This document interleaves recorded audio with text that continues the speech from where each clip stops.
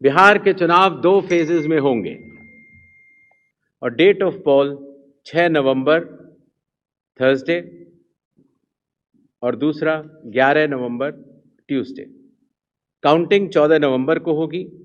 आपके साथ में रोहित कुमार, आप न्यूज फॉर नेशन पर। बिहार में आदर्श आचार संहिता लग गई है और चुनाव की तारीखों का ऐलान कर दिया गया है। ये पहली बार कई सालों में होगा जब बिहार में 2 चरणों में विधानसभा के चुनाव कराए जा रहे हैं। मुख्य चुनाव आयुक्त ने दिल्ली में प्रेस कॉन्फ्रेंस कर जो है इसका ऐलान किया है। 14 नवंबर को बिहार के चुनावी नतीजे सामने आएंगे, तो 6 नवंबर को और 11 नवंबर को बिहार की जो जनता है वो वोट डालेगी। करीब 7 करोड़ से ज्यादा मतदाता जो हैं इस बार अपने मताधिकार का इस्तेमाल करेंगे। 14 लाख नए वोटर बनाए गए हैं। पहली बार ऐसा होगा जब बिहार के चुनाव में 8.5 लाख तमाम जो कर्मचारी हैं वो लगाए जाएंगे। 17 मुख्य बदलाव किए गए हैं। मुख्य चुनाव आयुक्त के अनुसार जो है दिल्ली में जो प्रेस कॉन्फ्रेंस आयोजित की गई उसमें इसका ऐलान किया गया है। इसके पहले बिहार में कई बार एक चरण में भी चुनाव हुआ है और इस बार भी कई दलों की तरफ से इस बात की मांग की गई थी कि चुनाव एक चरण में ही हो, लेकिन चुनाव आयोग ने तमाम राजनीतिक दलों के से बातचीत और जो तैयारियां थी उसके हिसाब से बिहार में 2 चरणों में चुनाव कराने का फैसला लिया है। बिहार को कहें मूल तौर पर 2 भागों में बांटा गया है। एक चरण जो कि 6 नवंबर को होना है और दूसरा चरण जो है वो होना है 11 नवंबर को। और इन दोनों चुनावों के जो चुनावी नतीजे यानी कि जो बिहार का रिजल्ट है वो 14 नवंबर को आएगा।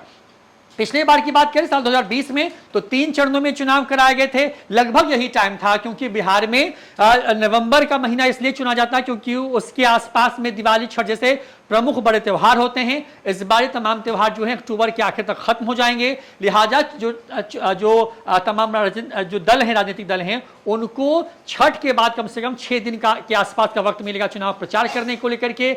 चुनाव आयोग ने इसकी घोषणा कर दी है, यानी कि बिहार में इस घोषणा के साथ ही जो आदर्श आचार संहिता है वो लागू हो गई है। तमाम तरह के ऐलान किए गए, तमाम तरह की घोषणाएं हुई, तमाम तरह के गिफ्ट्स दिए गए सरकार की तरफ से। 125 यूनिट बिजली फ्री करने से लेकर के पटना मेट्रो तक की जो सौगात है इन 2-2.5 महीनों में बिहार के लोगों तक पहुंचाई गई, डिलीवर की गई। तमाम चीजें हुई। एक तरफ नीतीश कुमार अपने 25 से 30 में वापसी के लिए जो है जनता के बीच में जाएंगे, तो तेजस्वी यादव दूसरी दफे जो है अपने चेहरे पर चुनाव लड़ने के लिए चुनावी मैदान में होंगे। हालांकि तमाम दलों की तरफ से सीट शेयरिंग का फॉर्मूला सामने नहीं आया है। लगातार मीटिंग्स का दौर चल रहा है और इस बीच क्योंकि कल ही पटना में जो है मुख्य चुनाव आयुक्त की बिहार के तमाम अधिकारियों के साथ में बड़ी बैठक हुई थी, उसके बाद एक प्रेस कॉन्फ्रेंस हुई थी, उसमें 17 नए बदलावों की तरफ उन्होंने कहा था। उन बदलावों पर भी विस्तार से चर्चा की गई दिल्ली के विज्ञान केंद्र में और आज जो है बिहार के चुनाव की तारीखों का ऐलान कर दिया गया है। बिहार में 2 चरण तय किए गए हैं इस बार की सरकार को चुनने के लिए। 6 नवंबर और 11 नवंबर को जब पूरा बिहार वोट करेगा और 14 नवंबर को जो है बिहार के चुनावी नतीजे सामने आएंगे। बड़ी बात यह है कि बिहार में जो पहला चरण है, अगर उसकी बात करें तो पहले चरण में कुल 121 सीटों पर जो है चुनाव होंगे और दूसरे चरण में यानी कि 11 नवंबर को 122 सीटों पर चुनाव होने हैं। चुनाव नतीजे यानी 243 सीटों के जो चुनावी नतीजे हैं वो बिहार का जो है वो सामने आएगा जो 14 नवंबर है उस दिन, और उसी दिन बिहार में किसकी सरकार बनेगी ये तय हो जाएगा। तो बिहार में पहले चरण में 121 और दूसरे चरण में 122 सीटें चिन्हित की गई हैं जहां पर वोटिंग होंगी 6 और क्रमशः 11 नवंबर को, और उसके चुनावी नतीजे देश के सामने होंगे 14 तारीख को। चुनाव आयुक्त ने एक बात कही आज के मुख्य चुनाव आयुक्त ने आज की प्रेस कॉन्फ्रेंस में कि बिहार का चुनाव खास क्यों है, क्योंकि बिहार में जितनी बड़ी संख्या में लोग वोट डालते हैं उससे अधिक संख्या में दुनिया के सिर्फ 7-8 ही ऐसे देश हैं जहां पर वोटिंग होती है।